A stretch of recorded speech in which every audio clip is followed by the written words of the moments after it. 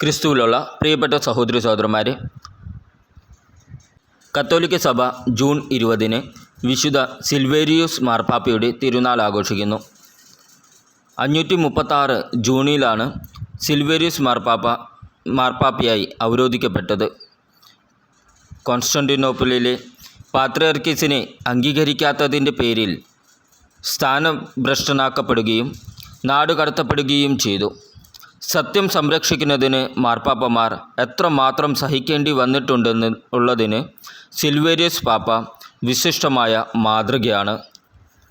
ലേഖനം വിശുദ്ധ പൗലോസ്ലീഹ കൊറിന്തോസുകാർക്ക് എഴുതിയ 1-ാം ലേഖനം 3-ാം അധ്യായം 18 മുതൽ 23 വരെയുള്ള വാക്യങ്ങൾ. ആരും ആത്മവഞ്ചന ചെയ്യാതിരിക്കട്ടെ. ആരെങ്കിലും ഈ ലോകത്തിൽ ജ്ഞാനിയെന്ന് വിചാരിക്കുന്ന പക്ഷം യഥാർത്ഥ ജ്ഞാനിയാകേണ്ടതിന് തന്നെ ഭോഷനാക്കട്ടെ. എന്തെന്നാൽ ഈ ലോകത്തിൻ്റെ വിജ്ഞാനം ദൈവത്തിന് ഭോഷത്വമാണ്. അവൻ ബുദ്ധിശാലികളെ അവരുടെ തന്ത്രങ്ങളിൽ തന്നെ കുടുക്കുന്നു എന്നും ബുദ്ധിശാലികളുടെ ആലോചനകൾ വ്യർത്ഥങ്ങളാണെന്ന് കർത്താവ് അറിയുന്നു എന്നും എഴുതപ്പെട്ടിരിക്കുന്നു.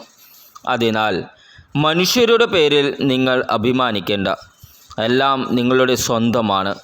പൗലോസും അപ്പോളോസും കേപ്പായും ലോകവും ജീവനും മരണവും ഇപ്പോഴുള്ളവയും ഉണ്ടാകാനിരിക്കുന്നവയും എല്ലാം നിങ്ങളുടേത് തന്നെ. നിങ്ങളാകട്ടെ ക്രിസ്തുവിൻ്റേതും ക്രിസ്തു ദൈവത്തിൻ്റേതും. നമ്മുടെ കർത്താവായ ഈശോമിശിഹായ്ക്ക് സ്തുതി. ഇന്നത്തെ ദൈവവചനം വിശുദ്ധ യോഹന്നാൻ എഴുതിയ സുവിശേഷം 6-ാം അധ്യായം 45 മുതൽ 50 വരെയുള്ള വാക്യങ്ങൾ. അവരെല്ലാവരും ദൈവത്താൽ പഠിപ്പിക്കപ്പെട്ടവരാകും എന്ന് പ്രവാചക ഗ്രന്ഥങ്ങളിൽ എഴുതപ്പെട്ടിരിക്കുന്നു. പിതാവിൽ നിന്ന് ശ്രവിക്കുകയും പഠിക്കുകയും ചെയ്തവരെല്ലാം എൻ്റെ അടുക്കൽ വരുന്നു. ആരെങ്കിലും പിതാവിനെ കണ്ടിട്ടുണ്ട് എന്നല്ല ഇതിനർത്ഥം. ദൈവത്തിൽ നിന്നുള്ളവൻ മാത്രമേ പിതാവിനെ കണ്ടിട്ടുള്ളൂ. സത്യം സത്യമായി ഞാൻ നിങ്ങളോട് പറയുന്നു, വിശ്വസിക്കുന്നവന് നിത്യജീവനുണ്ട്. ഞാൻ ജീവൻ്റെ അപ്പമാണ്. നിങ്ങളുടെ പിതാക്കന്മാർ മരുഭൂമിയിൽ വച്ച് മന്ന ഭക്ഷിച്ചു, എങ്കിലും അവർ മരിച്ചു. ഇതാകട്ടെ മനുഷ്യൻ ഭക്ഷിക്കുന്നതിനു വേണ്ടി സ്വർഗത്തിൽ നിന്നിറങ്ങിയ അപ്പമാണ്. ഇത് ഭക്ഷിക്കുന്നവൻ മരിക്കുകയില്ല. നമ്മുടെ കർത്താവായ ഈശോമിശിഹായ്ക്ക് സ്തുതി. വിചിന്തനം. നശ്വരതയെയും അനശ്വരതയെയും കുറിച്ച് ഈശോ നമ്മെ പഠിപ്പിക്കുകയാണ് ഈ തിരുവചനങ്ങളിലൂടെ. ദൈവത്താൽ പഠിപ്പിക്കപ്പെട്ടവർക്ക് അനശ്വരതയുടെ പാഠം ഗ്രഹിക്കാനാവൂ. നശ്വരമായത് തിരിച്ചറിയാനും ഈശോയെ അറിയാനും അവനോട് ചേരാനും പിതാവിൽ ആകർഷിക്കപ്പെടുകയും പഠിപ്പിക്കുകയും വേണം. മരുഭൂമിയിൽ അലഞ്ഞ ഇസ്രായേൽ ജനത്തിനുമേൽ ദൈവം വർഷിച്ച അനുഗ്രഹമായിരുന്നു മന്ന.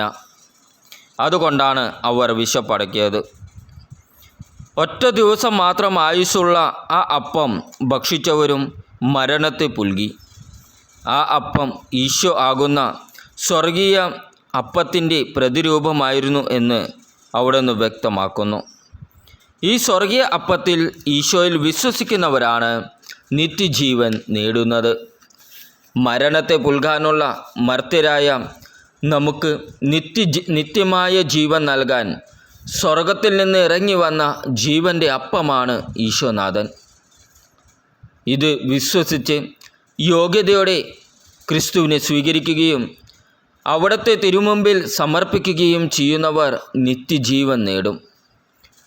നശ്വരമായ ഈ ശരീരത്തിന് ആവശ്യമായ നശ്വരമായ അപ്പം തരുന്നവൻ തന്നെ അനശ്വരമായ ആത്മാവിന് അനശ്വരത നൽകാൻ അപ്പമായി തീർന്നു. അവർണ്ണീയമായ ഈ ദാനത്തിന് എത്ര നന്ദി പറഞ്ഞാലും മതി വരിക. നമ്മുടെ കർത്താവായ ഈശോമിശിഹായ്ക്ക് സ്തുതി.